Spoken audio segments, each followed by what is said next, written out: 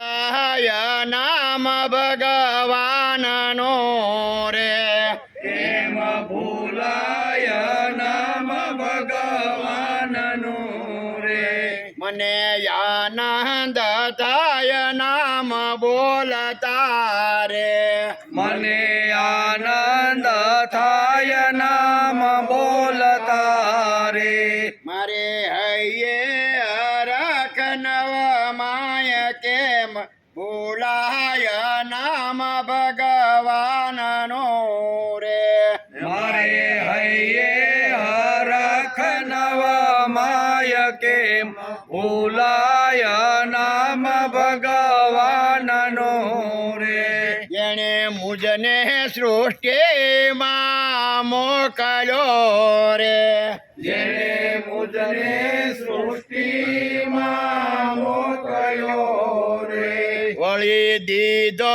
મનુષ્ય અવતાર કેમ ભૂલાય નામ ભગવાનનો રે વળી દીધો મનુષ્ય અવતાર કેમ ભૂલાય નામ ભગવાનનો રે ગર્ભમાં જેણે સંભાળ્યો રે ગર્ભમાં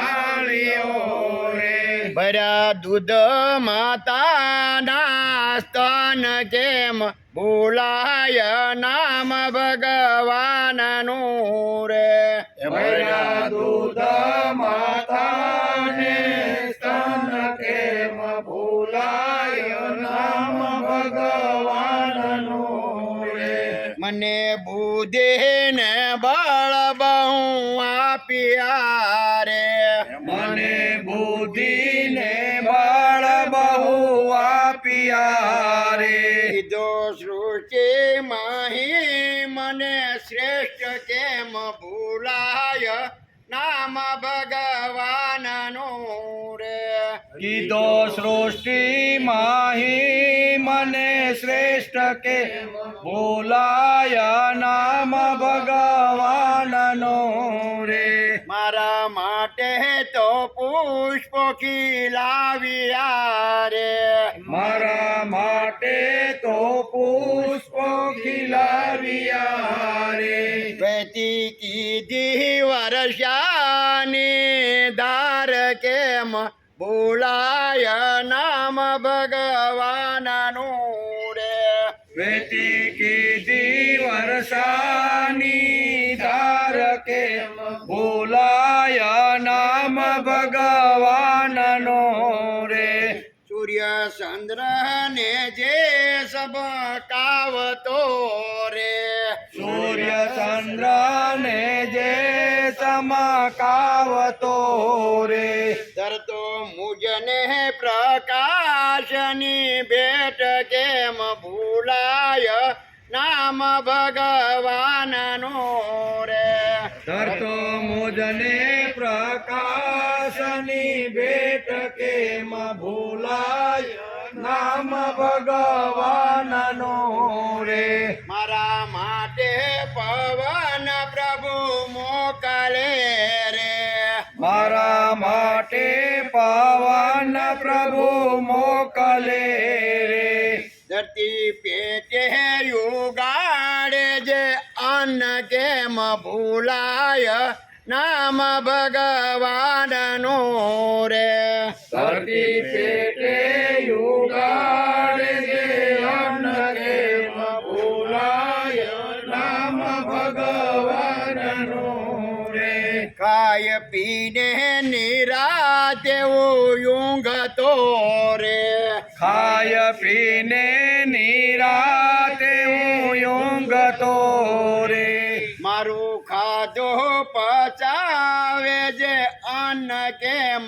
ભૂલાય નામ ભગવાનનું રે મારું ખાધું પચાવે જે અન્ન કેમ ભૂલાય નામ ભગવાનનો રે મારા જીવનની દોરી જેના હાથ મારે મારા જીવનની દોરી જેના હાથ મારે કરતો લોહી તાણો અભિષેક કેમ ભૂલાય નામ ભગવાનનું રે કરતો લોહી તાણો અભિષેક કે ભૂલાય નામ ભગવાનનો રે સારી સૃષ્ટિને જે સંભાળતો રે સારી સૃષ્ટિને જે સંભાળતો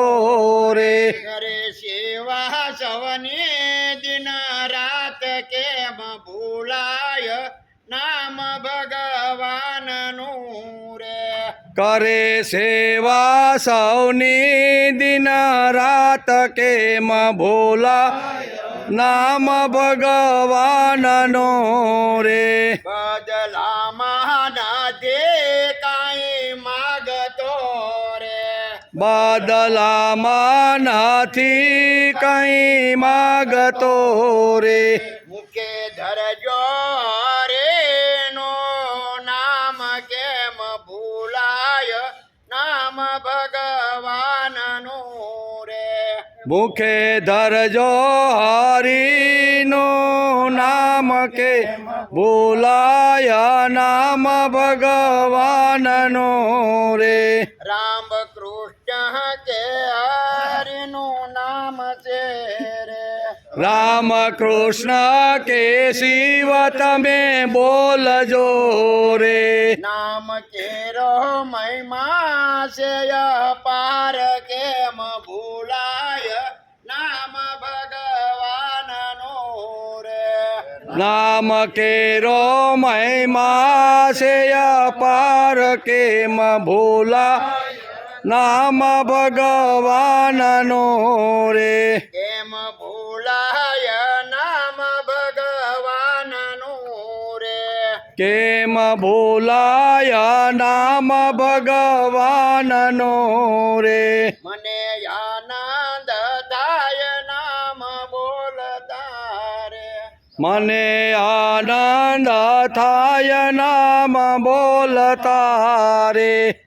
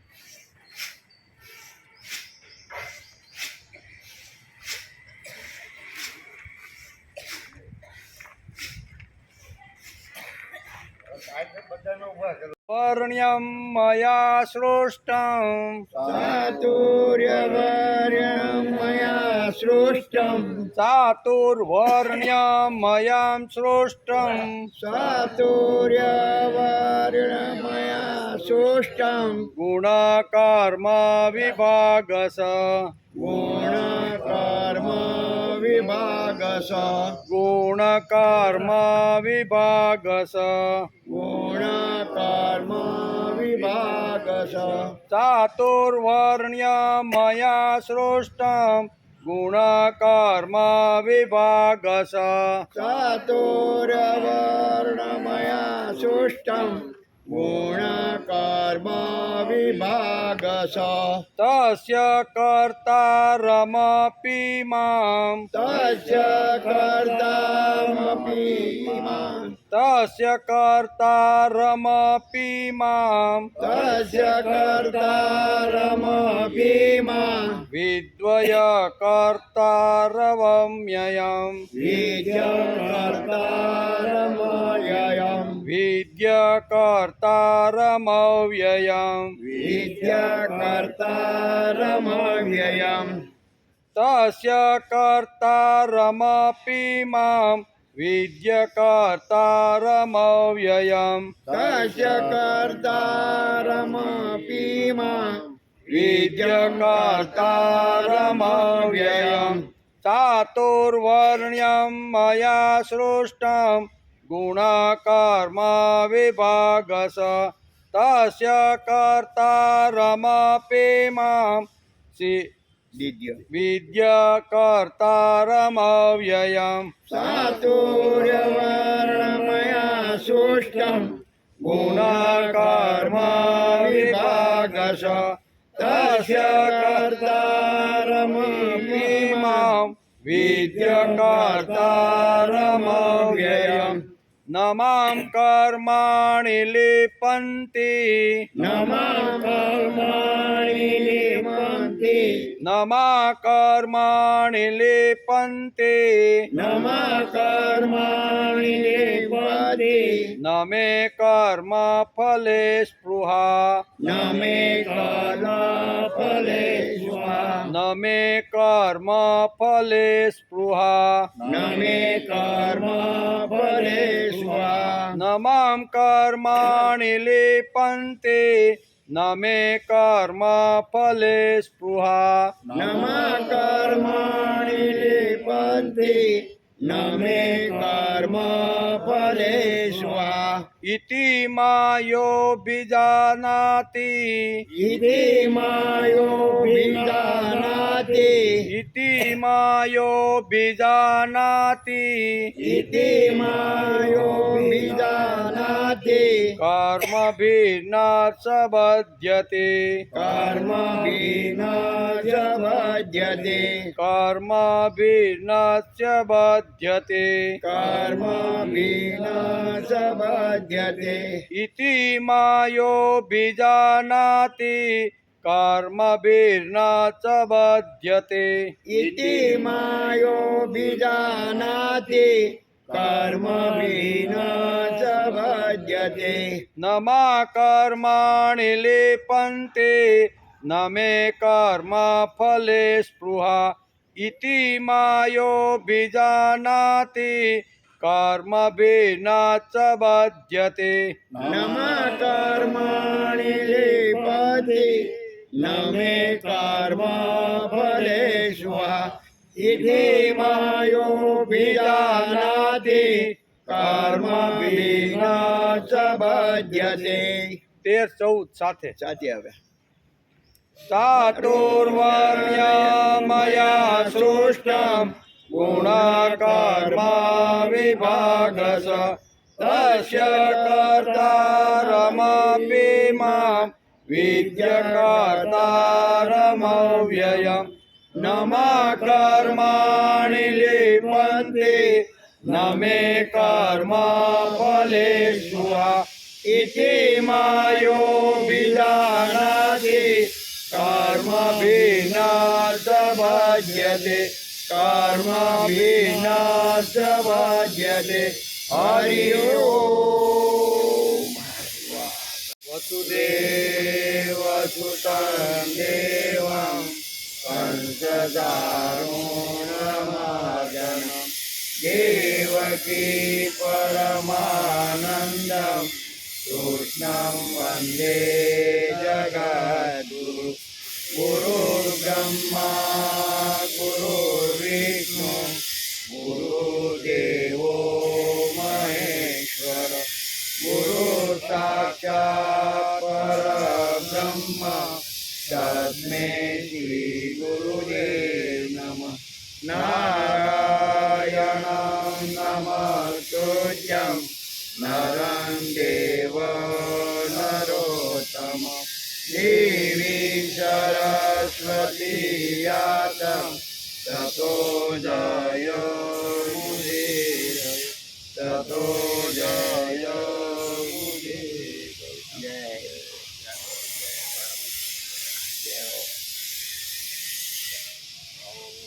ચાતુર્વર્ણ્ય મયા સૃષ્ટમ ગુણાકર્મ વિભાગસ તસ્ય કર્તારમપી મામ વિદ્વય કર્તારમવ્યયમ.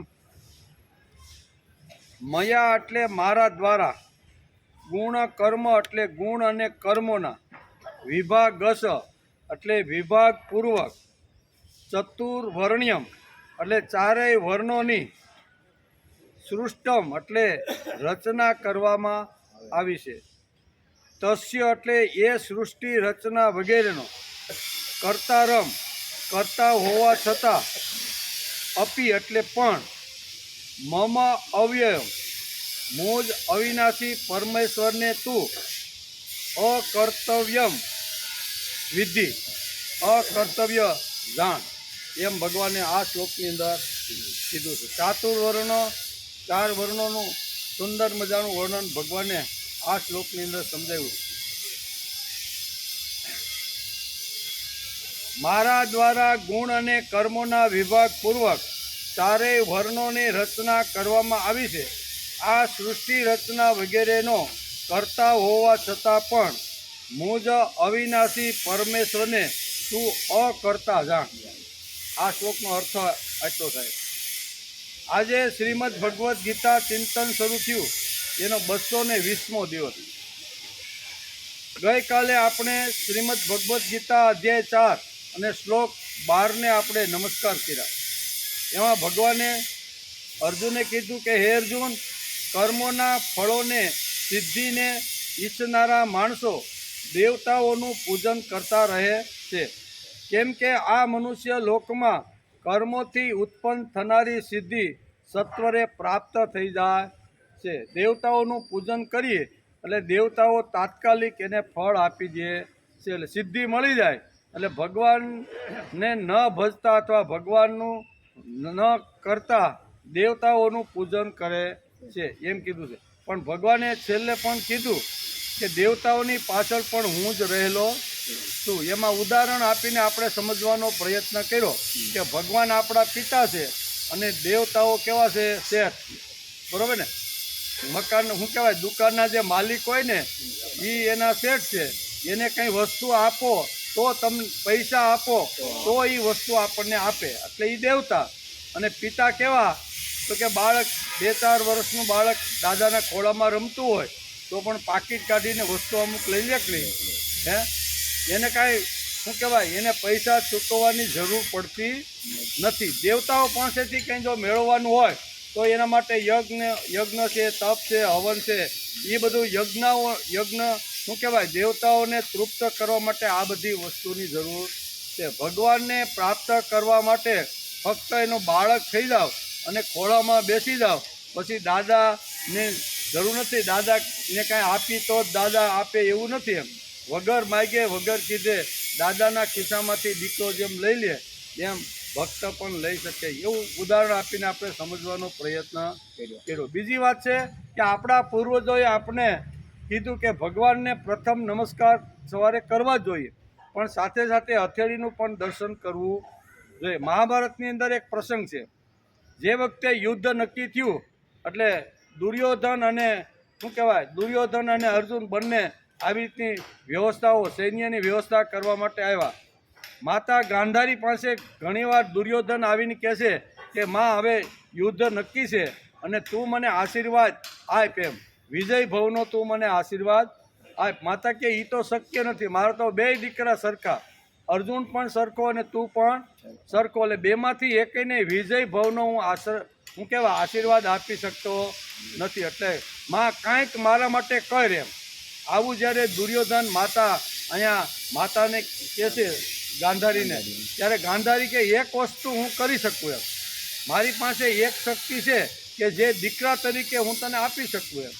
તો કે આવતીકાલે સવારે ગંગા સ્નાન કરી અને જેવો જન્મો તો ને એવો જ તું મારી પાસે આવ, એટલે મારી આંખોની અંદર એવી તાકાત છે, એટલું તેજ છે. કારણ કે અત્યાર સુધી મેં આંખોએ પાટા બાંધ્યા છે અને આંખોની અંદર એટલું બધું તેજ, એટલો બધો પ્રકાશ, એટલું બધું છે ને કે એ જેના ઉપર પડે ને એ લોઢા જેવો થઈ જાય. એટલે આવતીકાલે તું આવી રીતનું આવીને તો હું કાલે મારી આંખના પાટા ખોલી અને મારી દૃષ્ટિ છે ને એ તારા ઉપર આવી રીતની પાડીશ, એટલે તું આખું લોઢાનો. આટલું મારાથી થાય, વધારે કાંઈ થાય. વિજય ભવનો આશીર્વાદ તો હું આપી શકું નહીં. એટલે મહાભારતમાં વેદવ્યાસ પણ સમજાવે છે કે આખી રાત્રિ આંખ આપણી બંધ હોય એટલે ઘણી બધી પુષ્કળ શક્તિ, જેમ શું કહેવાય ગાંધારી માતાને વર્ષો સુધી આવી રીતની પટ્ટી બાંધી હતી એટલે ઘણી બધી શક્તિ એની આંખોની અંદર પડેલી હતી. આપણી 6 કલાક જો આંખ બંધ હોય તો 6 કલાકની અંદર ઘણી બધી શક્તિ આવી રીતની સ્ટોર થઈ ગયેલી હોય છે. અને સ્ટોર થયેલી શક્તિ જો હાથની અંદર પરબારી દ્રષ્ટિ જાય તો માણસનો હાથ મજબૂત થઈ જાય, એમ આપણા પૂર્વજોનું કહેવાનું. ખાલી ભગવાન તો છે જ, લક્ષ્મી તો છે જ, વિદ્યા તો હથેળીની અંદર 3 વાતો તો છે જ, પણ ઉઠતાની સાથે આંખમાંથી જે તેજ હથેળી ઉપર જે પડે ને તો તે હથેળી પણ મજબૂત બની જાય. આ મહાભારતનો જીવતો જાગતો આપણે આ દ્રષ્ટાંત છે, બરાબર ને, કે આટલું આંખનું મહત્ત્વ, આંખ ખુલતાની સાથે હથેળીમાં એનું આવી રીતની દ્રષ્ટિ જાય તો કેવું પરિણામ આવે છે એ મહાભારત આપને સમજાવે છે. એને પણ આપણે ગઈકાલે સમજવાનો આપણે વિચાર કર્યો. ભગવાન કહે છે કે કેવળ દેવતાઓની સંતુષ્ટા માનો નહીં, પણ તારા જીવન વ્યવહારના કર્મો પણ મેં ઊભા કર્યા છે. ભગવાન કહે છે ખાલી દેવતાઓની પાછળ ઊભા રહીને દેવતાઓને મેં શક્તિ આપી છે એટલું જ નહીં, પણ તમારા પ્રત્યેક જે કર્મો થતા રહેલા છે ને એની પાછળ પણ ભગવાન કે હું ઊભો છું અને તેની જવાબદારી મેં પણ લીધી છે. હું તને સંભાળવાની જવાબદારી તારા જન્મ પહેલાં જ્યારે તું અકળાતો હતો ને ત્યારે જ મેં તને વચન આપ્યું હતું કે હું તને જ્યાં સુધી 70, 80, 90 વર્ષ સુધી જીવને ત્યાં સુધી સંભાળવાની જવાબદારી મારી છે. એટલે ભગવાન જવાબદારી પણ આવી રીતની ઘણીવાર ઉપાડતા હોય છે. મેં કાંઈ નિશ્ચિત કર્યું છે તેના મુજબ તું કરે છે કે નહીં એના તરફ સતત મારી દ્રષ્ટિ છે. એટલું જ નહીં, કર્મો છોડીને જો કેવળ એટલે કે નામ સ્મરણ કરે તો પણ ન ચાલે. કર્મ ન કરીને ફક્ત રામ રામ કરતો જો બેસી રહે તો એ પણ ચાલે નહીં. તેથી ભાગવતકાર વેદવ્યાસે પણ અહીંયા બહુ સરસ રીતે ભાગવતની અંદર આપણે જો ભાગવત વાંચીને તો એની અંદર બહુ એક સરસ મજાનો શ્લોક ભાગવતકાર વેદવ્યાસે લખ્યો છે. શું લખ્યો છે? અપહાય નિજમ કર્મ કૃષ્ણ કૃષ્ણેતિ વાદિન તે હરેરદ્વેષિત પાપા ધર્માર્થ જન્મ યદ્યુરે.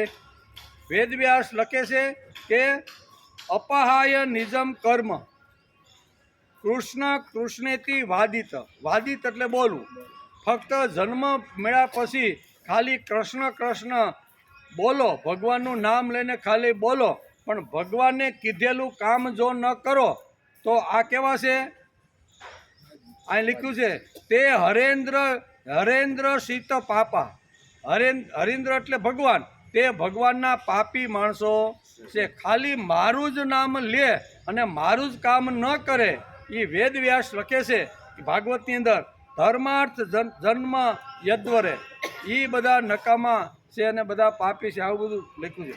ભગવાને આપણને જે કામ સોંપી દીધું છે તે કરવું જ જોઈએ. આપણે જે વર્ણની અંદર જ્યાં આપણો જેવી રીતનો જન્મ થયો હોય અને ભગવાને નિશ્ચિત કરેલા જે કર્મો છે ને એ આપણે સોંપી રેખા છે, એ કર્મ આપણે કરવું જોઈએ.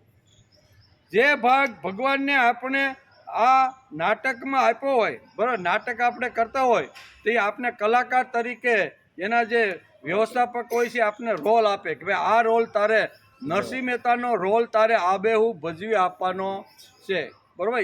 અને એ કલાકાર જો નરસિંહ મહેતાનો રોલ આબેહૂબ જો ભજવી આપે તો એ કલાકારની કિંમત થાય છે. એમ ચાતુર્વર્ણ્ય મયા સૃષ્ટમ ગુણ કર્મ વિભાગ હશે. ભગવાન પોતે જ આગળ આ શ્લોકની અંદર કહેવાના છે કે ચાતુર્વર્ણ વ્યવસ્થાની ગુણ અને કર્મ પ્રમાણે મેં જ આખું વિભાજન કર્યું છે. મેં જેને જેવી રીતનો જ્યાં જન્મ આપ્યો છે ને એ કલાકાર તરીકે સારામાં સારો રોલ ભજવી બતાવવો જોઈએ. પિતા તરીકે હોય તો મારે પિતાનો રોલ ભજવી બતાવવાનો, માતા હોય તો માતાનો, ભાઈ હોય તો ભાઈ, દીકરો હોય તો દીકરો. જે ભગવાને જે અવસ્થામાં મને જે રોલ, જે નાટકની અંદર જે કલા જે મારે કરવાની છે ને એ કલા જો હું સારી રીતે કરું તો આપણું નાટક પણ સારું થાય અને આપણે સારામાં સારું પૈસા મળે કે નહીં. આજે નરસિંહ મહેતાનું પાત્ર લઈ અને જેણે આ જે ફિલ્મ જેણે બનાવી છે બરાબર, તો એને આજે ખાલી નરસિંહ મહેતાનું પાત્ર લઈને હારામાં હારો રોલ એને કરી બતાવ્યો તો પણ એનો એક બંગલો થઈ ગયો સરસ મજાનો મુંબઈની અંદર. હું ખાલી રોલ 2-3 કલાકનો રોલ એને નરસિંહ મહેતાનું પાત્ર ટોપી ઓપી હાથમાં કરતાલ ને માળા જે કાંઈ હતું ને એ કલાકારે શું કર્યું કે મારે નરસિંહ મહેતા બનવાનું છે અને નરસિંહ મહેતાનો રોલ લીધા પછી ઓરિજિનલ નરસિંહ મહેતા હોય ને એવો જ એને રોલ ભજી બતાવ્યો તો એનો બંગલો થઈ ગયો કે નહીં. તો ઓરિજિનલ નરસિંહ મહેતાને ન થાય બંગલો, પણ એ લોકો કે ભાઈ અમારે બંગલાની બહુ જરૂર નથી, ભગવાન તો જ્યારે જોઈ જરૂર પડે ને ત્યારે આપે જ છે અને આપ્યું પણ છે એમ કે. તેથી અહીં કહે છે કે આ નાટકમાં જે રોલ માણસને આપ્યો હોય તે રોલ તેણે ભજવવો જોઈએ. તે ભાગ જો આપણે ભજવશું નહીં તો આપણે ગુનેગાર છીએ. તો ઓલો પટાક્યા મારીને કે ભાઈ ભાગો, એ કે તમારું હવે કામ, તમારે જે રોલ માટે જે મેં નિયુક્તિ કરી છે એ રોલ તો તમારે ભજવવો જોઈએ. કર્મ છોડીને કેવળ ભગવાન ભગવાન કરતા બેસવું. ભાગવત શું કહે છે? આ શ્લોકમાં ભાગવતે પણ કીધું છે કે કર્મ છોડીને ખાલી ભગવાન ભગવાન કરતા બેસવું. આ કોઈ દિવસે કોઈ કાળે આપણી ભારતીય સંસ્કૃતિ અને વેદ વ્યાસને ભાગવતની અંદર આ વાત માન્ય નથી. એમ કહીને ભાગવતની અંદર પણ આ શ્લોક લખ્યો છે. કેવળ તમે રામ રામ કે કેવળ કૃષ્ણ કૃષ્ણ જપતા રહ્યો અને રામનું કામ કે કૃષ્ણનું કામ હાથમાં લઈને ન ફરો તો એ નામ સ્મરણનું કોઈ મહત્વ નથી. કોણ કહે છે? વેદવ્યાસ લખે છે. આપણે તેનું ખાલી ગુજરાતી ભાષાંતર આ શ્લોકનું કરી છે. એટલે ભાગવતકાર વેદવ્યાસ કહે છે 28 યુગોથી પાંડુરંગ ભગવાન ઈંટ ઉપર ઊભા છે એવું લખ્યું છે. એના ભક્તો છે ને આપણે મહારાષ્ટ્રમાં જઈએ ને જ્યારે પંઢરપુર ત્યારે ભગવાન એક ઈંટ ઉપર ઊભા છે. કેવા? એમાં લખ્યું છે કે ભક્તોએ એનું વર્ણન કર્યું છે. શું છે કે 28 યુગોથી પાંડુરંગ ભગવાન ઈંટ ઉપર ઊભા છે. આ શું બતાવે છે? માણસ પોતાની ફરજો અને તમારા ભાગમાં આવતું જે કર્મ છોડીને ફક્ત રામ રામ બોલતા બેસો તે ન ચાલે. માણસનો જે રોલ આવ્યો છે એ રોલ માણે બરોબર ભજવવો જોઈએ. અહીંયા આપણે બધાને ખબર છે કે મહારાષ્ટ્રના એક ભક્ત છે, પંઢરપુરમાં એક ભક્ત થઈ ગયા, એનું નામ હતું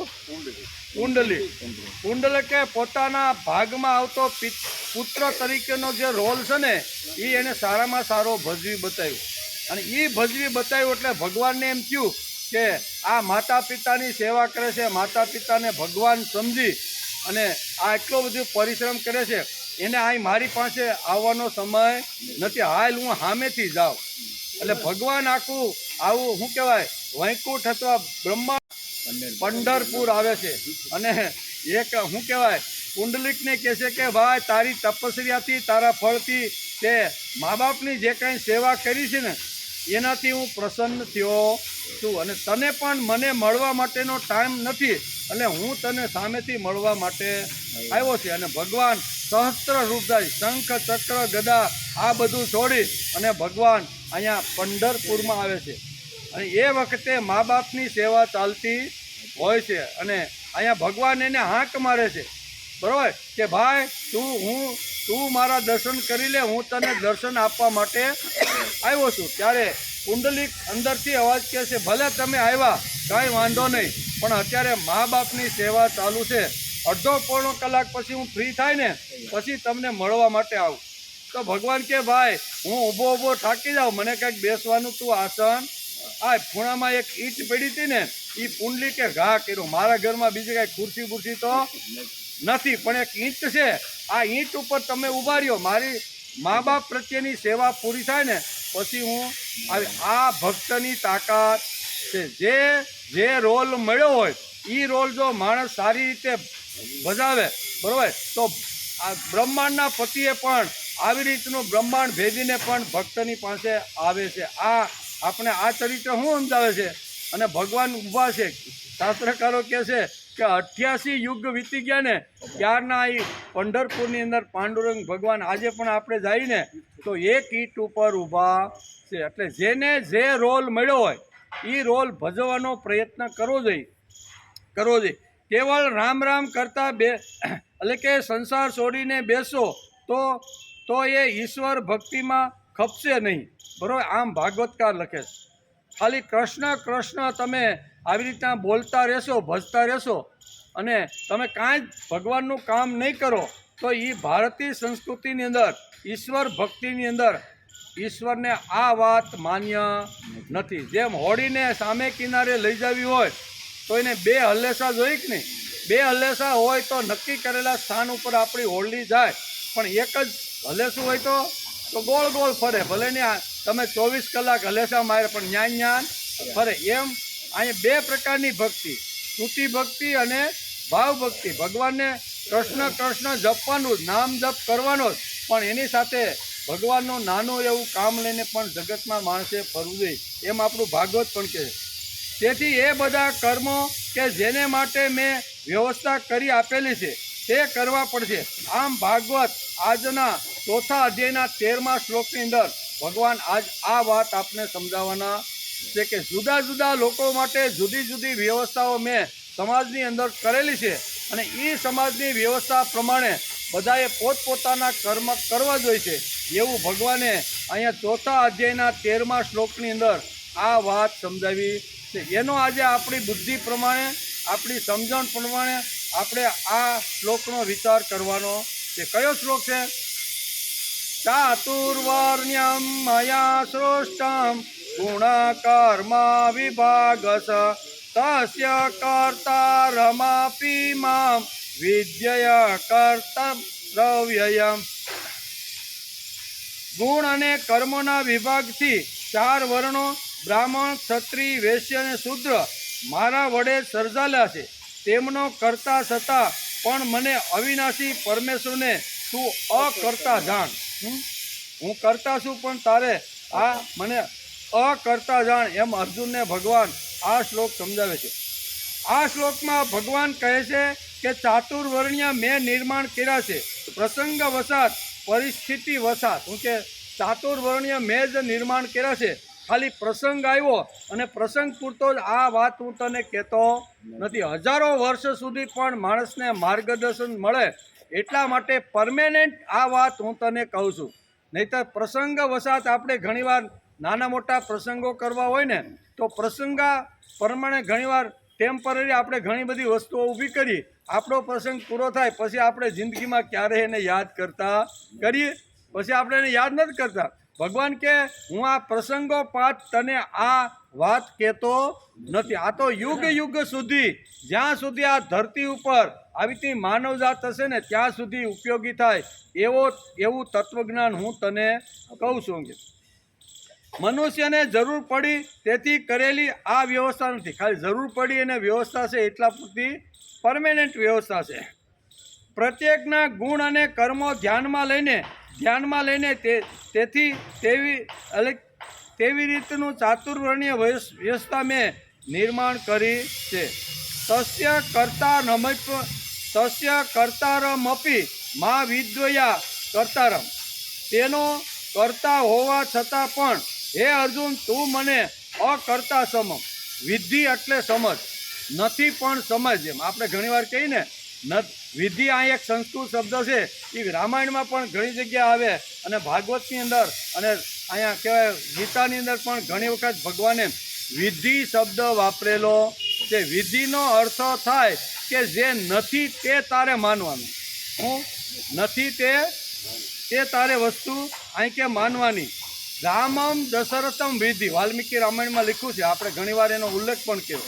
રામમ દશરથમ વિધિ આવ્યો શબ્દ વાલ્મીકી રામાયણની અંદર પણ આ શબ્દ રામમ દશરથમ વિધિ મા વિધિ જનકાદય અયોધ્યા અટવી વિધિ.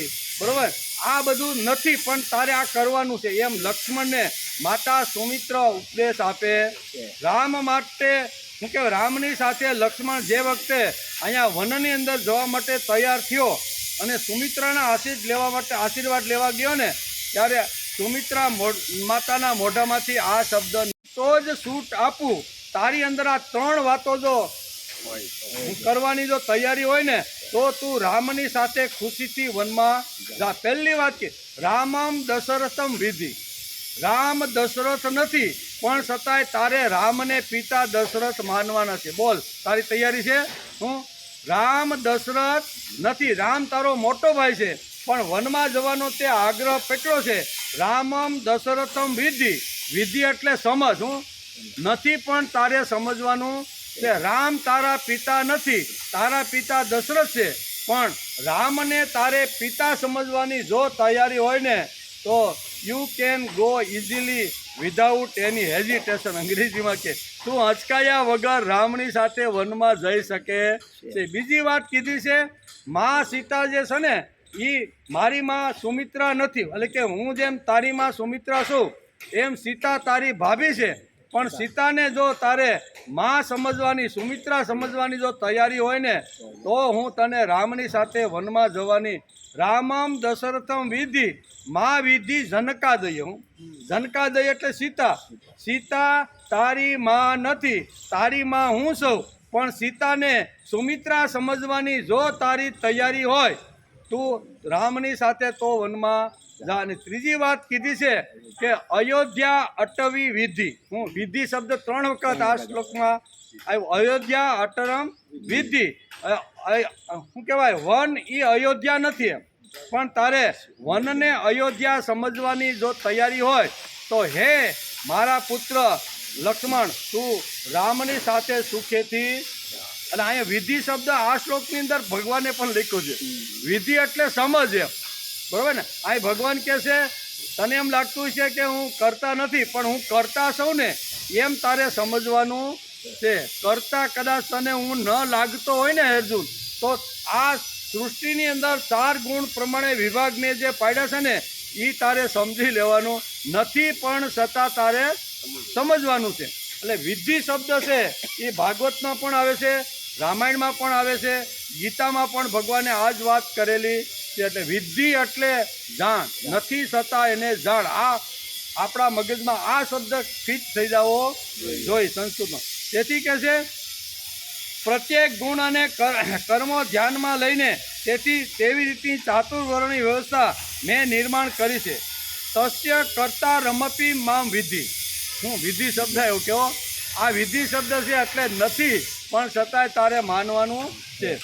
વર્ણાશ્રમ વ્યવસ્થા મેં કરી છે, તેથી ભૌતિક કાર્ય કે ભૌતિક જીવન ત્યાજ્ય નથી એમ.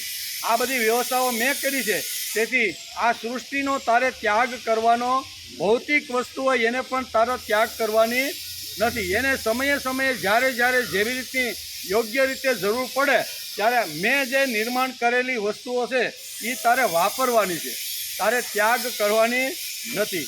તેથી અહીં ભગવાન કહે છે કે વર્ણાશ્રમ વ્યવસ્થા મેં કરી છે, તેથી ભૌતિક કાર્ય કે ભૌતિક જીવન ત્યાજ્ય નથી. ભૌતિક જીવન પણ હાલો હવે પત્નીને છોડો, બાળકોને છોડો, મા બાપને છોડો અને ગંગા નદીના કિનારે સીપીઓ લઈને બેસી જાઓ, એ પણ આપણું ગીતા આપણે ના પાડે છે કે છોડવાની તારે જરૂર નથી. તને ભગવાને જે સૃષ્ટિમાં જે કાર્ય માટે, જે હેતુ માટે, જે જગ્યાએ, જે વર્ણનની અંદર તને જન્મ આપ્યો છે, એમાં સારામાં સારો કલાકાર બનીને તારે એ રોલ ભજવવાનો છે. ભગવાન આટલી સ્પષ્ટતા કરે છે કે ગમે તેટલો મોટો માણસ હશે, ગમે તેટલો મહાન સિદ્ધ પુરુષ હશે, તો પણ અહીં આવ્યા પછી બપોરે 12 વાગે તેને અંતો જોઈ જ. આપણે ગઈકાલે વાત કરતા હતા ને, ઊંઘ પણ જોઈ. અને ગમે તેટલો મોટો માણસ હશે, પણ પેટનો ખાડો પૂરવા માટે તો 8-10 કલાકે એને ગમે ત્યાંથી અન્ન અથવા ફળ ફૂલ લઈને પેટ તો એને ભરવું પડે છે. જે ઋષિઓ હતા એમને પણ એટલે કે વાતાંબુજા પર્ણાસન, વાતાંબુજનો તેવું એટલે કે લેવું જ પડે. એટલે કે પર્ણ છે, કંદમૂળ છે, ઋષિઓ પણ આપણા હતા કે એ પણ પેટનો ખાડો પૂર્યા વગર કાંઈ કરી શકતા નહીં. પેટ જો ખાલી હોય અને કોઈ કે આ ખાડો કરી નાખો આપણે વૃક્ષ વાવવાનું છે, નાસ્તો પાણી કર્યા વગર અને આગલે દિવસે સાંજે ન જીમાવાનું પછી કોઈ હાથમાં આપે તો શું થાય? એ કે ભાઈ આપણે હમણાં આજ નહીં ભાઈ, હું કાલ કરીશ, આજ મારું પેટ ખાલી, બરોબર? એટલે પેટનો ખાડો પૂર્યા વગર કોઈ પણ કર્મ થઈ શકતું નથી. એમ આ ભૌતિકતા નથી તો બીજું શું છે? આ વાત જો હોય તો ભૌતિક જીવનની અનાવશ્યકતા આ ભૌતિક જીવનની વ્યવસ્થા છે. ખરેખર ભગવાને આ સૃષ્ટિ નિર્માણ કરી છે, તેમાં ચાતુર્વર્ણ્ય ભગવાને આખું ઊભું કરી દીધું. આ સૃષ્ટિની અંદર પણ ચાતુર્વર્ણ્ય વ્યવસ્થાઓ ભગવાને નજર આપણે જો કરીએ ને તો ઘણી જગ્યાએ ભગવાને કરેલી ચાતુર્વર્ણ વ્યવસ્થા સુંદર આ સૃષ્ટિમાં આપણે જોવા મળે છે. જોવા મળે ખરેખર ભગવાને આ સૃષ્ટિ નિર્માણ કરી છે, તેમાં જ આપણને ચાતુર્વર્ણ્ય વ્યવસ્થાઓ આપણે નજર નાખી તો ઘણી જગ્યાએ જોવા મળે છે. ગુણ જોઈને, કર્મ જોઈને વર્ણો કે છે. એક મનુષ્ય વર્ણ છે, બીજો પશુ વર્ણ્ય છે, ત્રીજો ઉદ્ભીજ વર્ણ છે અને ચોથો વર્ણ ખનિજ વર્ણ છે. સૃષ્ટિ ઉપર જો આપણે નજર ફેરવીએ તો 4 પ્રકારના વસ્તુ આપણે 4થી પછી 5મી કોઈ નથી. 4ની અંદર આખું વિશ્વ આવી જાય. એક તો મનુષ્ય વર્ણ એટલે આપણે બધા મનુષ્ય જાતિમાં છે. પછી પશુ વર્ણ એટલે એમાં પશુ પક્ષી બધા આખા જેટલા છે ને એ પશુ વર્ણની અંદર આવી જાય. પછી ઉદ્ભીજ વર્ણ એટલે જે આપણે કઠોળ કાંઈ જે કે ખેતીમાં નાખીને જે ઉત્પાદન કરી છે ને એની અંદર દુનિયાની બધી જ વનસ્પતિઓ સહિત બધું આવી જાય છે. અને ચોથી વાત છે અહીંયા ખનિજ વર્ણ. ખનિજ વર્ણ એટલે સોનું છે, લોખંડ છે, પિત્તળ છે, હીરા છે, મોતી છે, ઘાસલેટ છે, તેલ છે, બધું જે કાંઈ છે ને એ કેમાં છે? એ પૃથ્વી માતાની અંદર ખનિજના ભંડારો ભર્યા અંદર માતાએ આ બધું સંવર્ણ એટલે 4 પ્રકારના વર્ણ દેખાણા કે નહીં. સૃષ્ટિ ઉપર જો આપણે નજર કરીએ તો એક પશુ વર્ણ છે, બરાબર, બીજો મનુષ્ય વર્ણ છે, ત્રીજો ઉદ્ભીજ વર્ણ છે અને ચોથો છે ખનિજ વર્ણ. આ 4 વર્ણ આ મેં જ ઊભા કર્યા છે. કોણ કહે છે? ભગવાન કહે છે કે 4 વર્ણ ઊભા કરવાવાળો, નિર્માણ કરવાવાળો, સંભાળવાવાળો અને જરૂર પડે તો માણસ એની અંદર હોલ પાડીને ઉપયોગ કરીને ઘણું બધું એની અંદર પ્રવાહી તેલને, કેરોસીનને, ગેસને બધું લઈ શકે છે. ભગવાન કે આ મારી સુંદર વ્યવસ્થાઓ, 4 પ્રકારની વ્યવસ્થા આ સૃષ્ટિ ઉપર ભગવાને આવી રીતની નિર્માણ કરી છે. એમાં પહેલું છે મનુષ્ય વર્ણ. પેલો કેવો વર્ણ ઉભો કર્યો? કારણ કે ચાતુર્વર્ણ મયા સૃષ્ટમ ગુણ કર્મ વિભાગ છે. ભગવાન આ પહેલો શબ્દ અહીંયા 4થા અધ્યાયના 13મા શ્લોકની અંદર વાપર્યો છે કે ચાતુર્વર્ણ્ય મયા સૃષ્ટમ. 4 પ્રકારની સૃષ્ટિ મેં બનાવી છે. તો એ 4 પ્રકારની સૃષ્ટિ કઈ? તો કે આ મનુષ્ય, પશુ, ઉદ્ભીજ અને ખનિજ. આ 4 પ્રકારની જે સૃષ્ટિ છે ને એ મેં પોતે જ બનાવેલી છે. એમાં તારે સંશય રાખવાની કોઈ જરૂર નથી. આમ ભગવાન અર્જુનને આ શ્લોકની અંદર કહે છે. એમાં પહેલી વાત છે મનુષ્ય વર્ણ. કેવું? તો ભગવાને મનુષ્ય સૃષ્ટિ જો બનાવી હોય તો મનુષ્ય કોણ છે, કેવી રીતનો છે, શું કરવું જોઈએ એનો પણ થોડો ઘણો વિચાર કરી લેવો જોઈએ. પહેલું છે મનુષ્ય વર્ણ. મનતાત મનુષ્ય. જે મનન કરી શકે તેને મનુષ્ય કહી શકાય. મનન કરી શકે, ચિંતન કરી શકે, તપસ્યા કરી શકે, જીવનનો વિકાસ કરીને આગળ જઈ શકે એવું જે મનન કરતો રહેલો જે મનુષ્ય છે ને એને મનુષ્ય કહેવામાં આવે છે.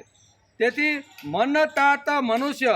જે મનન કરી શકે તે મનુષ્ય, જે વિચાર કરી શકે તે મનુષ્ય, મનન કરી શકે તે મનુષ્ય, જે ચિંતન ન કરતા, मनन न करता पीछे से आगे आया और पीछे लौटा दिया આવી રીતનું જીવન ચલાવે તે મનુષ્ય નથી. તેને અહીંયા બીજા વર્ણમાં એટલે પશુ વર્ણની અંદર મૂકવામાં આવ્યો છે. 4 વર્ણો આપણે જ્યાં કીધા, બરોબર, એક મનુષ્ય વર્ણ અને પશુ વર્ણ.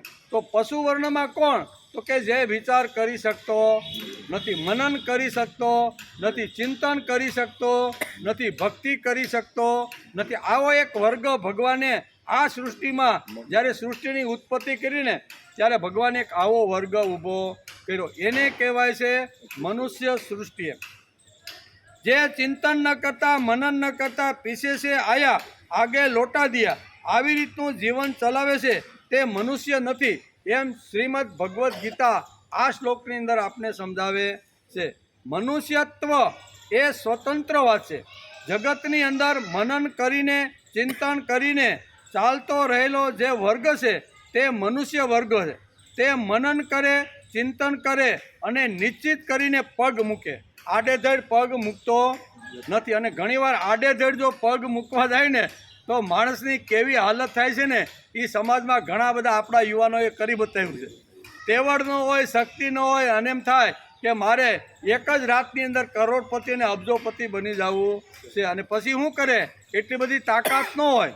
પછી ઘણા એની પાસેથી પૈસા લેવા માટે ઘણી બધી લાલસો બતાવે.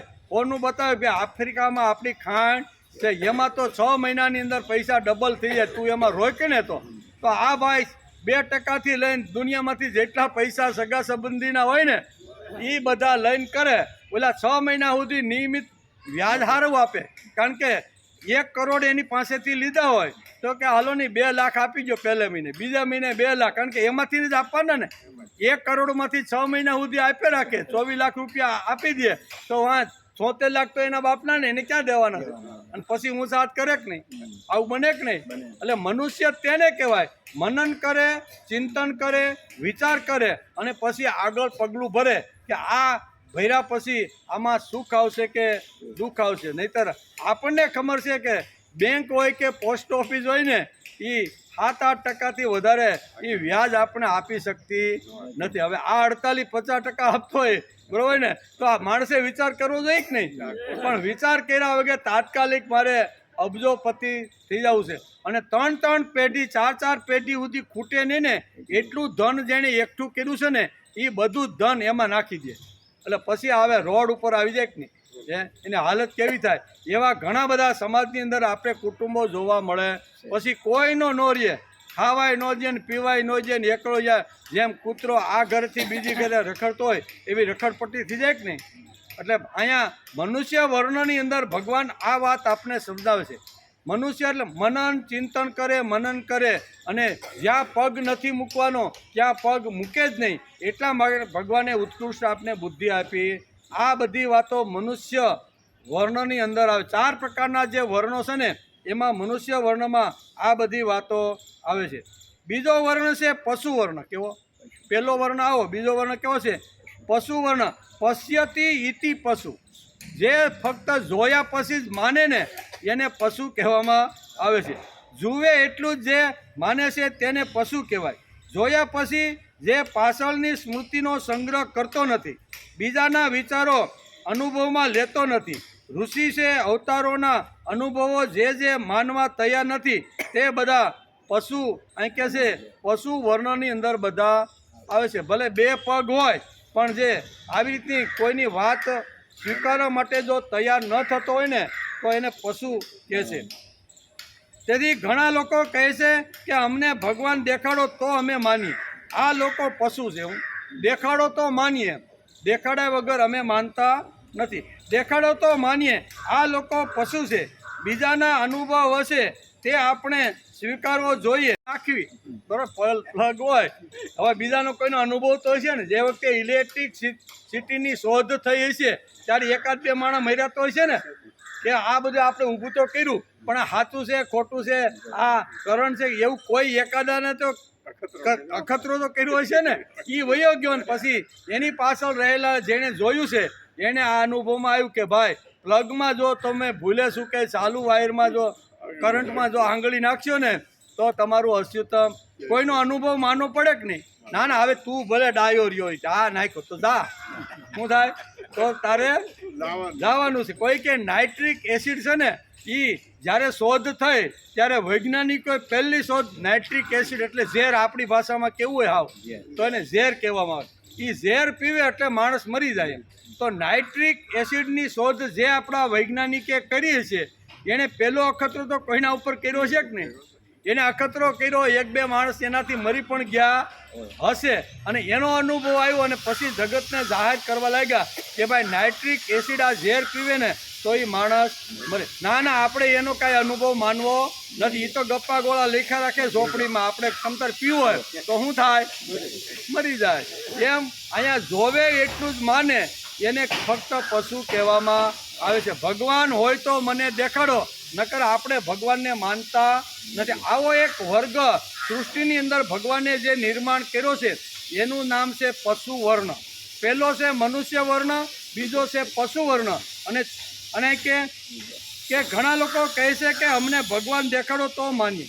બીજાના એકઠા કરેલા અનુભવોનું હું ચિંતન કરું છું અને તેથી હું માણસ છું. પછી અળસિયાથી શરૂઆત કરીને અંડજ સ્વેદન બધા જ પ્રાણીઓ પશુમાં આવી જાય છે, બરાબર. સ્વેદન એટલે પરસેવાથી ઉત્પન્ન થયેલી જીવાત. અંડજ એટલે ઈંડામાંથી થતી, જે આપણે કહીએ ને, જે કબૂતર છે, કાગડો છે કે જે કાંઈ છે એ ઈંડામાંથી બધા ઉત્પન્ન થાય છે. ઉદ્ભીજન એટલે કઠોળ, આમાંથી બધા જે ઉત્પન્ન થાય છે એ આખી જે સૃષ્ટિ છે ને, ભગવાન કે 4 પ્રકારની સૃષ્ટિ મેં બનાવી છે અને એના ગુણ કેવા છે, એના કર્મો કેવા છે, એની અંદર પણ મેં આ બધી વાતો મૂકેલી છે. અને ત્રીજો વર્ણ છે ઉદ્ભીજ. કેવો? ઉદ્ભીજ એટલે કઠોળ વગેરે જે કાંઈ આપણે જમીનમાં નાખી અને એમાંથી જે કાંઈ ઉત્પાદન લઈ છે ને એને ઉદ્ભીજન સંસ્કૃતિની અંદર કહે છે. એ ત્રીજો વર્ણ છે. એટલે પહેલો વર્ણ કયો આવ્યો? મનુષ્ય વર્ણ. બીજો વર્ણ કયો આવ્યો? પશુ વર્ણ. અને ત્રીજો વર્ણ ઉદ્ભીજ. પણ ઉદ્ભીજ વર્ણ બહુ મોટો છે, એટલે આપણે શું કહેવાય, પાણી પીને પછી એનો વિચાર. અત્યારમાં જ્ઞાનેશ્વરી ગીત હાલે છે. મારે ત્યાં આશ્રમ છે ને, તો સંન્યાસ છે ત્યાં અમારે એટલા તમે જેમ 40-35 બૈરાઓ ને આદમી હોય છે. અને હું આ દાદાની જોડી ત્યાં અમારે આ ચોથો અધ્યાય જ હાલે છે. એવું છે?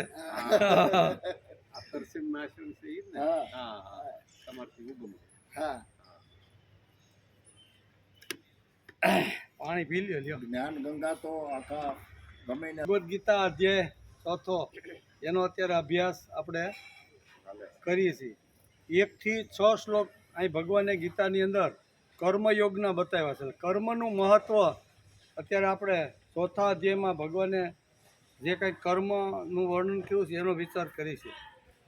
એમાં ચાતુર્વર્ણ વ્યવસ્થાની અંદર 2 વર્ણ આપણે જોયા, એમ મનુષ્ય વર્ણ અને પશુ વર્ણ. ત્રીજો વર્ણ છે ઉદ્ભીજ વર્ણ. એમ ઉદ્ભીજ વર્ણ એટલે ઔષધિ દોષધિ, આવી રીતનું વેદોમાં લખાણ છે.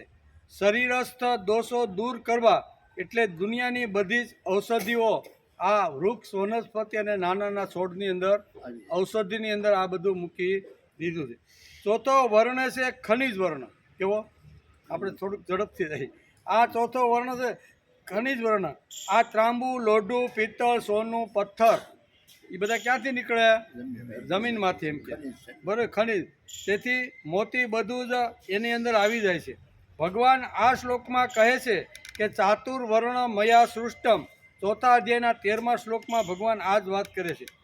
આ 4 વર્ણો મનુષ્ય વર્ણ, પશુ વર્ણ, ઉદ્ભીજ વર્ણ અને ખનિજ વર્ણ, તેનાથી જ મેં સૃષ્ટિ ઊભી કરી છે એમ ભગવાન અર્જુનને કહે છે. 4 વર્ણ મેં જ ઊભા કરેલા છે.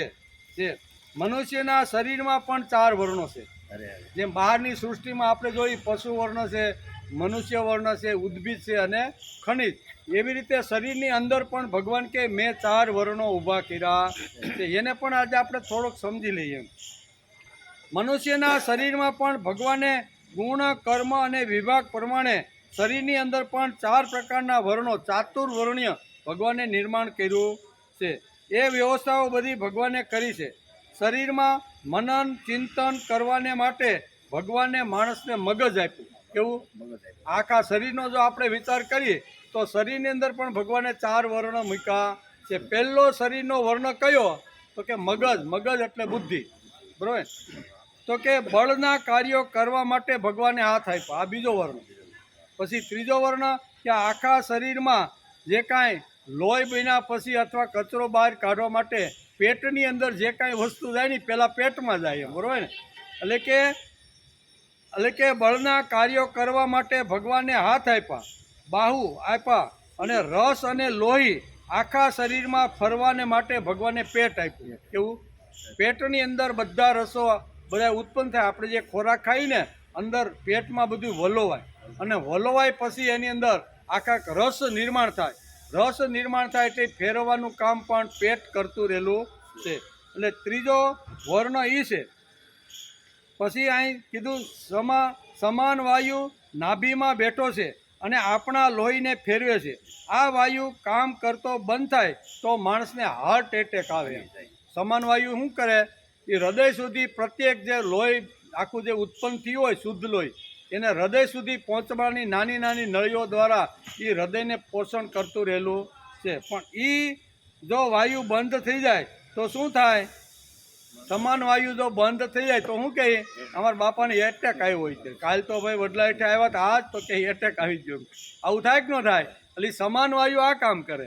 સમાન વાયુ જો આડો અવળો થાય ને હૃદય સુધી જો લોહીને ધમનીઓ દ્વારા ન પહોંચાડે ને તો એનું હાટી. આપણા પૂર્વજોએ જમતી વખતે આ 5 પ્રાણોને નમસ્કાર કરવાનું કીધું છે. તેથી જ આપણા પૂર્વજો બહુ ડાયા હતા, બુદ્ધિમાન હતા. એણે કીધું કે ગધેડાને કે પશુની જેમ જમવાની શરૂઆત કરો નહીં. પહેલાં બધા જ પદાર્થો થાળીમાં આવે, 2 હાથ જોડો અને પછી અહીંયા બધા જ પ્રકારના જે વાયુઓ છે ને, જે આપણા શરીરની અંદર અલગ અલગ કામ જે વાયુઓ કરે છે ને, એ વાયુ દેવતાઓને પહેલાં તમારે નમસ્કાર કરવો જોઈએ. તેથી આપણા પૂર્વજો જમતી વખતે પ્રાણાય સ્વાહા, અપાનાય સ્વાહા, વ્યાનાય સ્વાહા, ઉદાનાય સ્વાહા, સમાનાય સ્વાહા, આ બધા વાયુઓ બ્રહ્મ ઉપર ઊભેલા છે. અને તેથી અહીંયા બ્રહ્મને પણ સ્વાહા કરીને ભોજનની શરૂઆત કરતા હતા. તેથી મનન કરવાવાળું મગજ, પછી બલપૂર્વક કામ કરવાવાળા બાહુ, શરીરને રસ પહોંચાડવાળું પેટ અને આખા શરીર જેના ઉપર ઊભું છે એ 5મો વર્ગ એટલે એ પગ. એટલે શરીરની અંદર પણ આ ચાતુર્વર્ણ વ્યવસ્થા ભગવાને બહુ સરસ રીતે સમજાવવાનો પ્રયત્ન કર્યો છે. અલગ અલગ રીતે અલગ અલગ મહાપુરુષો આવે ને, દાદાએ આ બધી વાતો એમના તત્વજ્ઞાન વર્ષો 37 વર્ષના પ્રવચનની અંદર દાદાએ આ બધી વાતો લખેલી. ચાતુર્વર્ણ મયા સૃષ્ટ ગુણ કર્મ વિભાગ, આ શ્લોક ઉપરતા દાદાએ આ બધી વાતો કરી. એ ગઈકાલે જ્યારે વાંચતો હતો ત્યારે આ બધી વાતો મારા ધ્યાનમાં આવી. આવી સુંદર વર્ણ વ્યવસ્થા ભગવાને 4થા અધ્યાયના 13મા શ્લોકમાં સમજાવી છે. તેથી જ ગીતા માનવ માત્ર છે, અમુક વર્ગ માટે ગીતા છે એવું દુનિયાનો હિન્દુ હોય, મુસલમાન હોય, એને આ બધી જરૂર કે નહીં? મગજની જરૂર કે નહીં? હાથની જરૂર કે નહીં? પેટની જરૂર કે નહીં? પગની? આ 4માંથી એક વસ્તુ જો ન હોય ને તો માણસની શું હાલત થાય છે ને, એ એક વસ્તુ ન હોય એને પૂછો. એમ જેને હાવ પગ જ ન હોય, આટલું ખાલી પેટથી ઉપરનો જ ભાગ હોય, પગ ન હોય, તો એની હાલત કેવી છે? કેવી રીતે હાલવું, કેવી રીતે ઢસડાવવું, એ બધું એવા લોકોને આપણે જોઈ તો ખબર પડે કે ભગવાને સુંદર મજાની ચાતુર્વર્ણ વ્યવસ્થા આપણા શરીરની અંદર પણ ગોઠવી છે. એટલે પહેલું આવે મગજ. મગજ ન હોય ને બાકીની 3 વસ્તુ હોય તો શું થાય ને? એને પકડીને પછી ઓલી ગાંડાની હોસ્પિટલમાં લઈ જાય. કેમ ભાઈ? તો કાને ઉપલું જે ભગવાને પહેલી જે ચાતુર્વર્ણ વ્યવસ્થામાં જે મગજ આપ્યું ને, એ મગજ આને નથી. એમ થાય કે ન થાય? એટલે મગજની પણ જરૂર છે. મગજ મળ્યા પછી મારે શક્તિ પણ જોઈએ, એટલે ભગવાને બાહુ પણ આપ્યા. બાહુ આપ્યા અને ખાલી બાહુ હોય ને ખાલી મગજ હોય અને અંદર જો લોહી જ ન બનતું હોય, ખોરાક જઈને જો પાચન જ ન થતું હોય, તો પેટ ન હોય તો માણસ શું કરે? પેટ હોય તો માણસ ચાલી શકે નહીં. તેથી એની પણ જરૂરત છે. આ 3 વસ્તુઓ હોય પણ જો પગ ન હોય તો શું કામનું?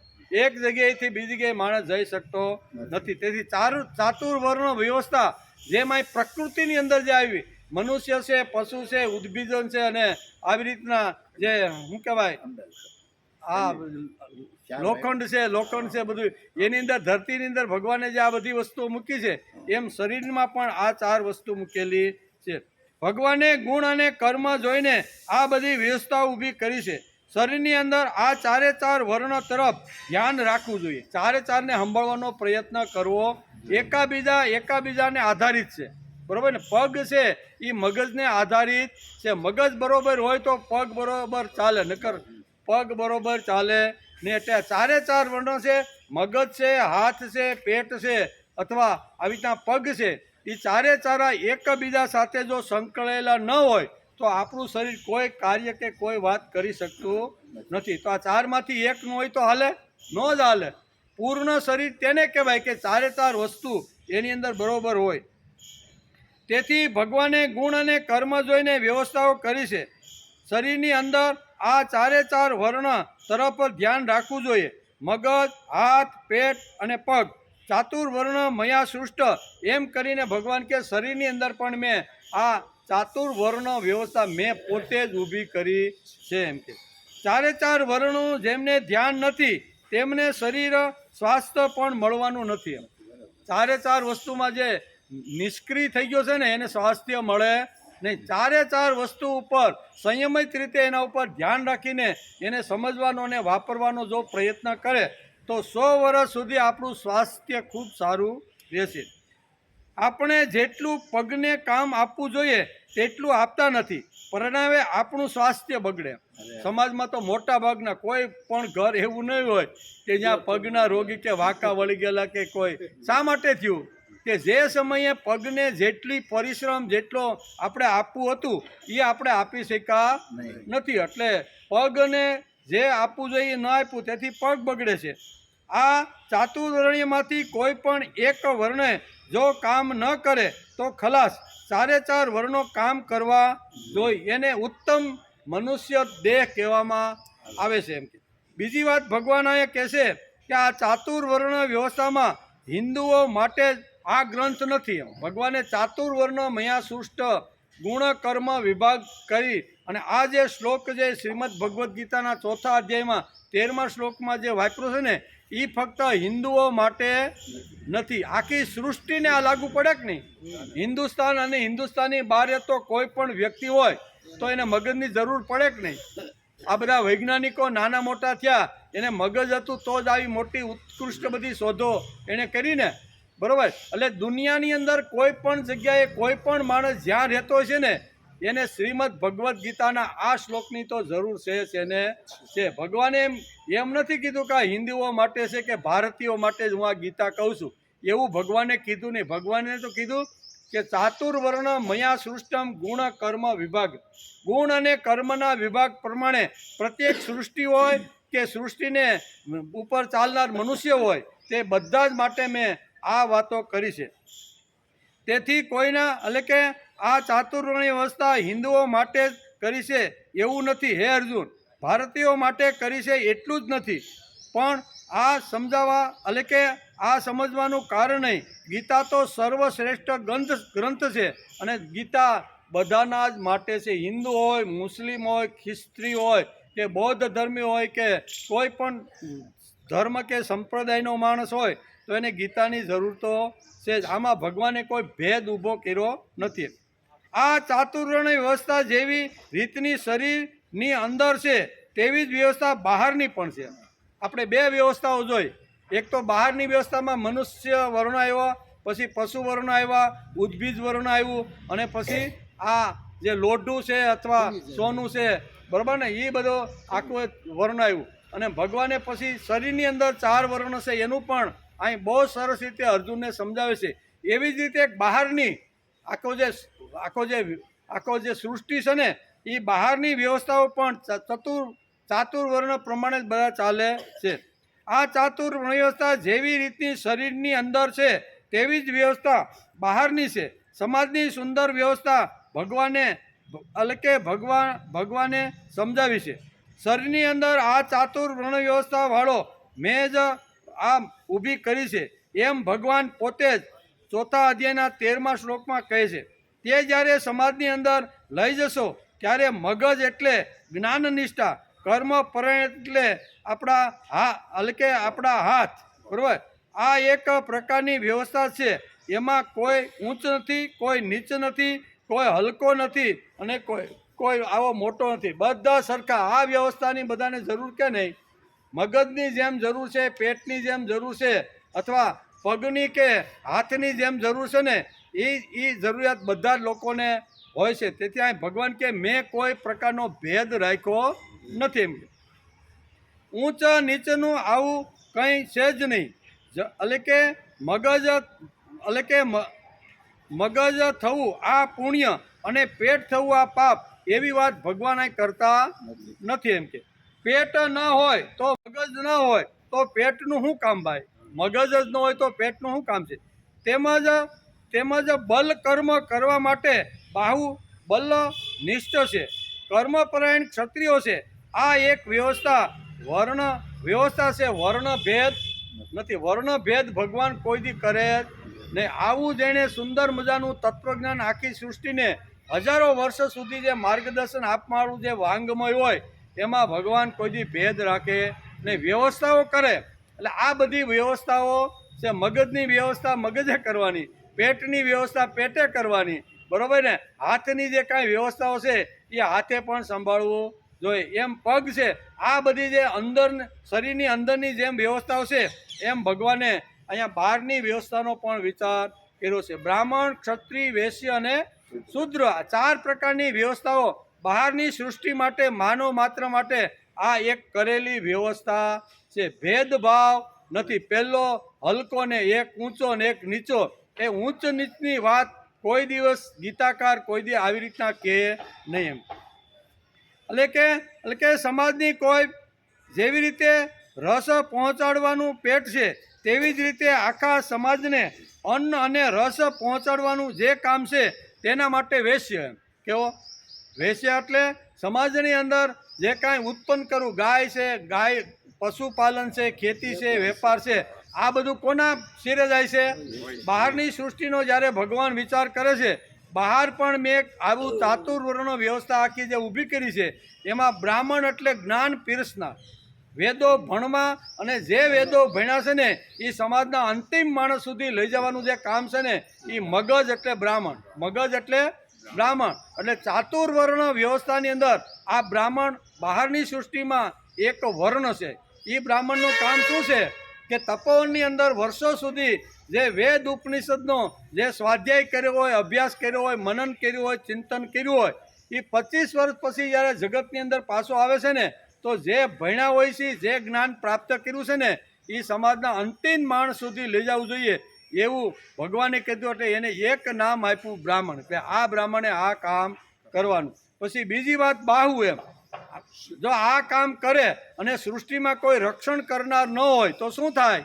એટલે હાથ છે, બળવાન છે, શક્તિશાળી છે, એટલે અહીં ભગવાને એનું નામ આપ્યું ક્ષત્રિય, બરોબર. અને ત્રીજી વાત છે કે આ 2 વસ્તુ હોય, મગજ પણ સારું હોય, બરોબર, બ્રાહ્મણ પણ સારો હોય અને આવી રીતનો ક્ષત્રિય પણ બળવાન હોય, પણ એ બળવાનને જો શક્તિ ન મળે તો શું થાય?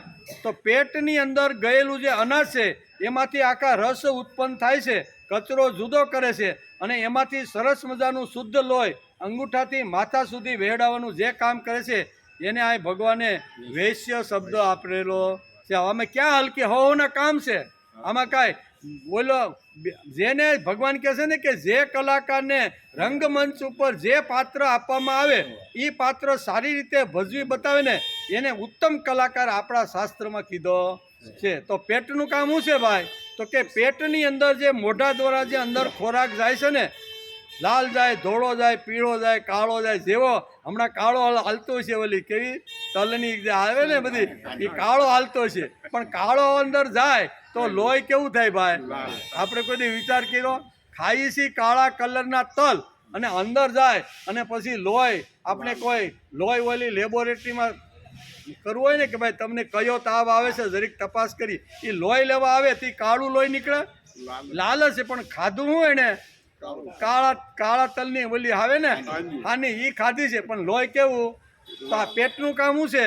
પેટની અંદર જે કંઈ ખોરાક નાખી, બરોબર, લાલ, કાળો, પીળો, ધોળો, એ અંદર એવો બધો વલોવાય 48 કલાક વલોવાય. કેવું? આપણું વિજ્ઞાન, આપણા ડૉક્ટરો એમ કહે છે કે મોઢામાંથી નાખેલો જે ખોરાક છે ને એ 48 કલાક સુધી એ વલોવાય અને વલોય પછી એમાંથી કચરો જુદો પડે અને 48 કલાક પછી મળ દ્વારા નકામી વસ્તુ હોય, પરસેવા દ્વારા છે એ બધું બહાર નીકળી જાય. નસકોરા દ્વારા નીકળે ને એ બધી ખરાબ વસ્તુ છે, એ ભગવાને ઘણા બધા એવા દ્વાર આપ્યા છે. કાનમાં મેલ દ્વારા નીકળે, નાકમાં હોય કાંઈ શેડા દાળ હોય એના દ્વારા નીકળે, મળ દ્વારા નીકળે, પેશાબ દ્વારા નીકળે. નકામી જે વસ્તુની જરૂરિયાત પેટની અંદર નથી ને એ કામ પેટ કરે છે. એટલે પેટ કાંઈ ખરાબ છે ભાઈ? એટલે કે બ્રાહ્મણ, ક્ષત્રિય અને વૈશ્ય, પેટ માટે અહીંયા શાસ્ત્રકારોએ અહીંયા વૈશ્ય શબ્દ વાપર્યો છે. આ 3 વસ્તુ હોય અને પગ જ ન હોય તો શું થાય? એટલે અહીં કહે છે કે જેવી રીતે રસ પહોંચાડવાનું પેટ છે તેવી જ રીતે આખા સમાજને અન્ન અને રસ પહોંચવાનું જે કામ કરે છે તેના આપણા શાસ્ત્રકારોએ ગીતાએ વૈશ્ય શબ્દ વાપર્યો છે. બ્રાહ્મણ, ક્ષત્રિય અને વૈશ્ય એમ કે સમાજની કોઈ ભૌતિક આવશ્યકતા જરૂરી છે. ટાઢ પડે તો માણસને વસ્ત્રની જરૂર પડે, વરસાદ પડે તો ઝૂંપડીની જરૂર પડે કે મકાનની જરૂર પડે કે ન પડે. આ બધી ઋતુઓ જ્યારે બદલ થાય છે ત્યારે બધી જ વસ્તુની જરૂર પડે કે ન પડે. વસ્ત્રની જરૂર પડે એવી રીતે મને ઝૂંપડી જોઈ છે એની જરૂર પડે.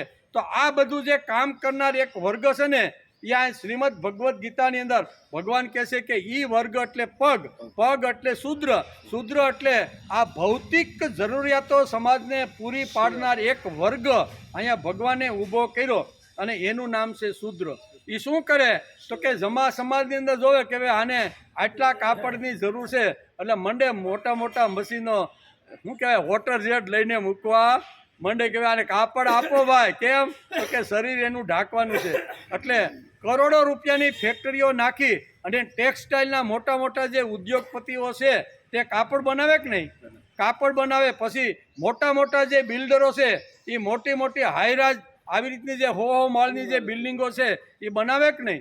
તો આ જે સમાજની ભૌતિક વસ્તુ જે પૂરી પાડવાવાળો જે વર્ગ છે એ હલકો છે ભાઈ?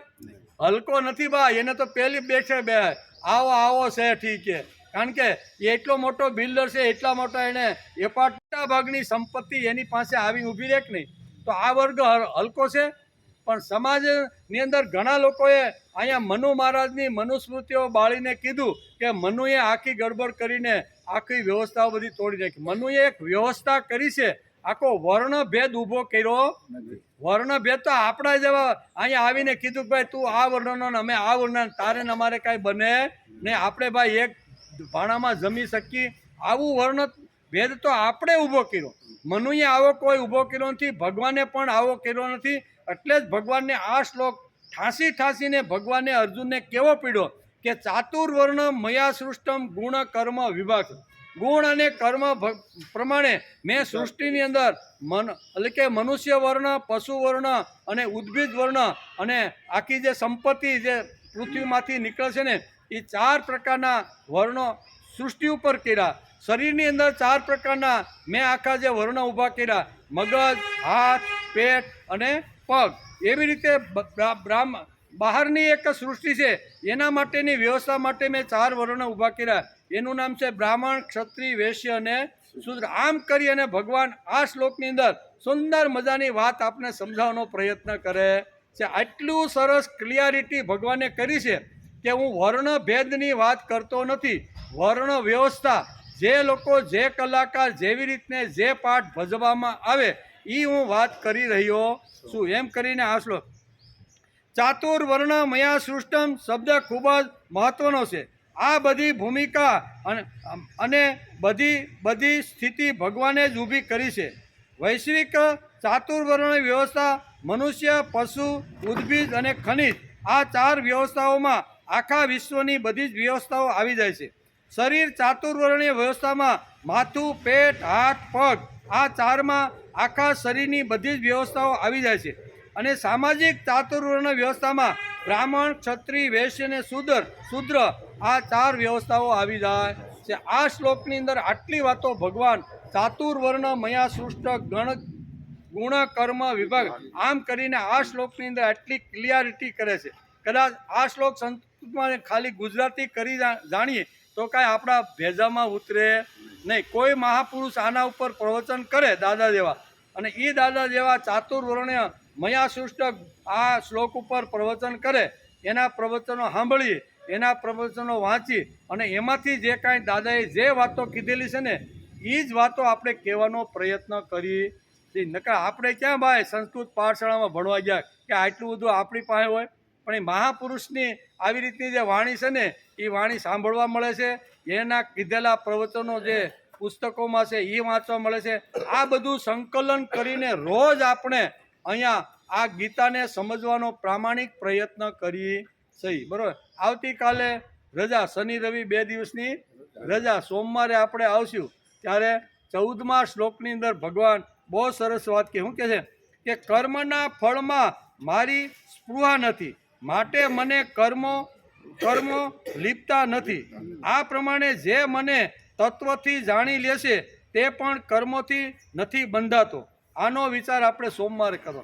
તત્વથી મને જે જાણી લેશે ને એ કર્મથી ભગવાન કેવું બંધાતો નથી. તત્વથી જાણવાનો ભગવાનને, સૃષ્ટિને અથવા આવી રીતનું જે છે ને એને તત્વથી જાણવાનો માણસે પ્રયત્ન કરવો જોઈએ. થોડુંક ઊંડું જવું જોઈએ.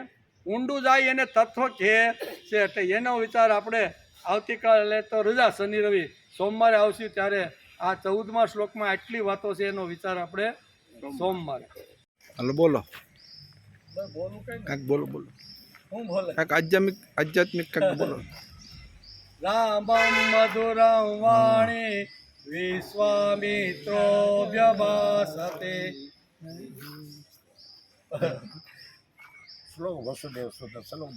વસુદેવસુતં દેવં કંસચાણૂરમર્દનમ દેવકી પરમાનંદમ કૃષ્ણં વંદે જગદ્ગુરુ. ગુરુ બ્રહ્મા ગુરુ વિષ્ણુ ગુરુદેવો મહેશ્વર. ગુરુ સાક્ષાત પરબ્રહ્મ તસ્મૈ શ્રી ગુરુવે નમઃ.